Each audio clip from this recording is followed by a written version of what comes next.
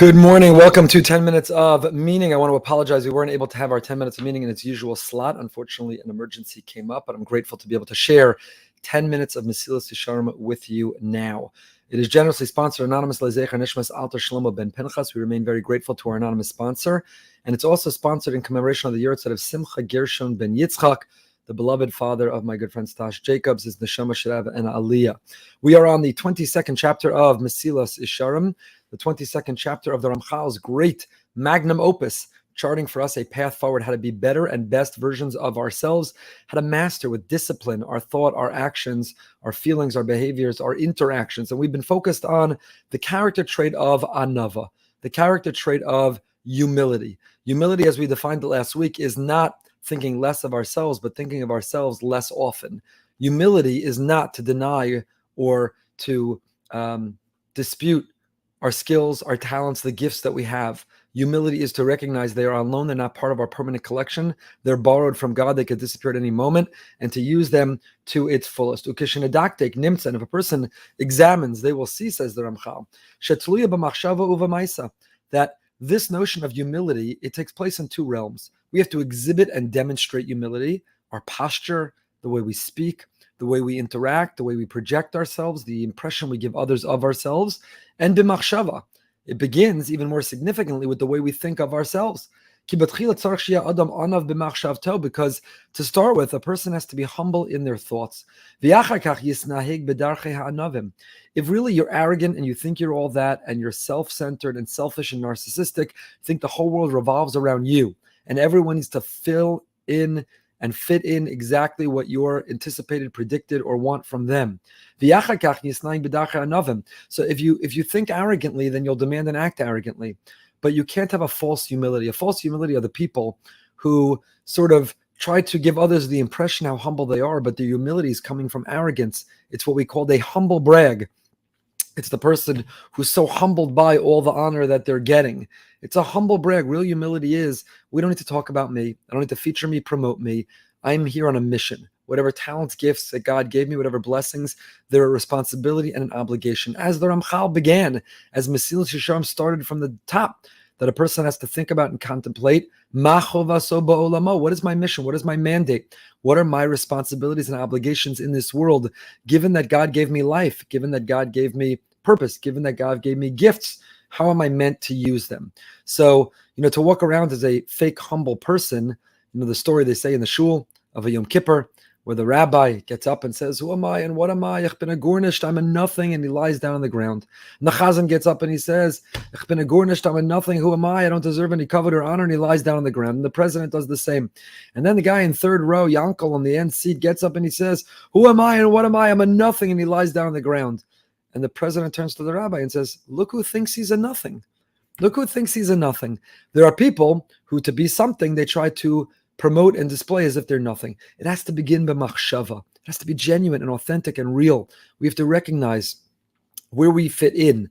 We have to calibrate and understand that everything we are and everything that we want to be, it's all because of the graciousness of Hashem. Kim lo yeh ana b'da'ito וירצה להיות ana במעשה, lo yeh ela min הענוים המדומים והרעים שזכרנו למעלה. Because if you're not really humble, you haven't worked on yourself. You haven't worked on your own intuition and instinct. You haven't worked on your own psyche and thought process. You don't really, really feel humble. You're just demonstrating humility in order to get attention and honor for how humble you are. That's a fake and a false humility. There's no one worse than you. There's no one more evil than you. Somebody who tries to promote or present as if they're humble when in fact they're arrogant, it's the worst. And we'll now define these components. So what is humility in thought? What does it mean to realize, to think about, to meditate, to reflect over who we are, how temporary our lives are, how humble we should be? Humility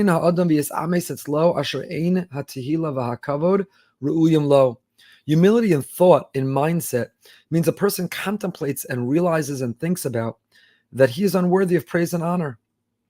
That the truth is, if people only knew what I struggled with, if they only knew what I did wrong, if they only knew how I came up short, if they only knew what's incomplete or how I fail, I wouldn't be honored. So whatever honor they're giving, it's undeserved, it's not worthy.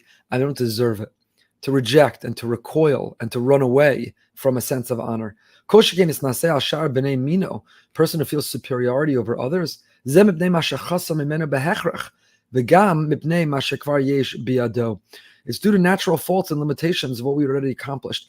A person should never ever feel I'm deserving or due this honor. A person should never ever feel that I'm in fact superior, I'm smarter, I'm better looking, I'm more athletic, I'm more artistic. Any of those First of all, who could feel arrogant because they're good looking? You did anything to be good looking? That's a gift from God.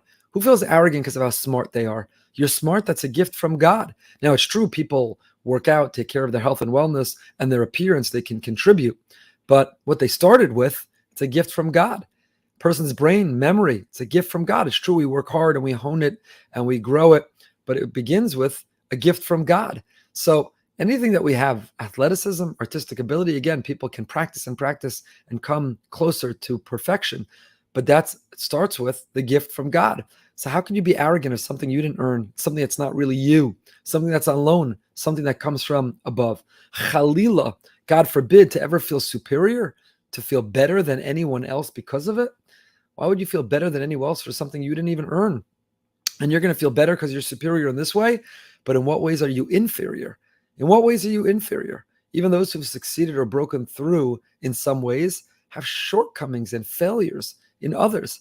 And if we focus and recognize that we're incomplete, that we struggle in our own areas, that we have places of weakness as well, and we look at the whole package, we don't have some cognitive dissonance or only focus or concentrate on where we excel, then we'll never feel superior. If we could create the balance of recognition, the gifts and talents are on loan, and they're balanced by the shortcomings and failures, the weaknesses we struggle with, then that whole package will complement one another to realize we have nothing to be arrogant about. Nobody's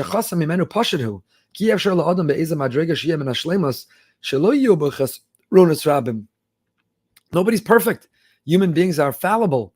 Human beings are, after all, human. Nobody's perfect. So if we focus on our perfections, we'll grow arrogant. But if we focus and concentrate and work on and remain mindful of our imperfections, then we'll never, God forbid, feel better than anyone else. O mitzad tiv'o, o mitzad mishpachto ukrava, o mitzad mikrim shekaru lo, o mitzad ma'asav. They can derive our own failures or shortcomings, can come from our own nature. It can be the way we're born. It can be conditioning from family and relatives. It can be certain things that have happened to us in life. But Adam ein tzadik ba'aretz asher ya'aseh tov v'lo yecheta. Shlomo HaMelech, the wisest of all men. Shlomo HaMelech, who was super smart, super accomplished, super wealthy. Shlomo HaMelech, who dangerously could have been arrogant, taught us that ein tzadik ba'aretz asher ya'aseh tov v'lo yecheta. There is no perfect person. There is no purely righteous person. We all struggle. We have shortcomings. We have failures. Hen kol elu mumen ba'adam she'enam anichin l'makam hisnasus klal. There is no righteous person. All these are human flaws. They prevent us from becoming conceited. Even if we have many virtues, but the faults should balance them, should offset them, should dampen them. So we have a choice. In life, we can look at what comes naturally, what's easy, what we excel at, what we're great at, and then you'll swell with pride. You'll live with arrogance. Arrogance. There's no room for other people when you're arrogant. Hashem says there's no room for me when you live with arrogance. But if instead of swelling with pride, we say, you know what, it's true. I've been given whatever gift in whatever arena. But you know, what people don't know is where I'm weak and where I struggle and where I feel I come up short and how I fail. And therefore, I'm so humbled by that. That's what I'm focused on. If only they knew. If only they knew. And it balances itself out. Hinei hachachma, wisdom. It brings people to conceit and to haughtiness. When you feel smarter, you feel core and intrinsic to who I am, my IQ, my memory. I'm smarter, I'm brighter. But the truth is, when you feel you're smarter than everyone else is when you're in fact a bigger fool. The smart person knows they can learn from everyone. Smart person doesn't know how much they know. Smart person knows how much they don't know. Where is there to be arrogant with your wisdom? There's nothing to be arrogant because you're smart. The smarter you are, the more you should know you don't know. Smarter you are, the more you should know, you can learn from other people. If a person is smart, so they feel they have nothing more to learn from anyone else or in the world, they're in fact a fool. They're not smart at all. So even being smart, which positions you to be tempted to think that you're all that, a really smart person is a Talmud Chacham, not a Chacham, A Talmud Chacham, for us, a Chacham is someone who for life remains a Talmud, remains a student. We should all be students and realize how much we have to learn and grow in our humility in every other way. Until next time, stay happy, stay healthy, and stay holy.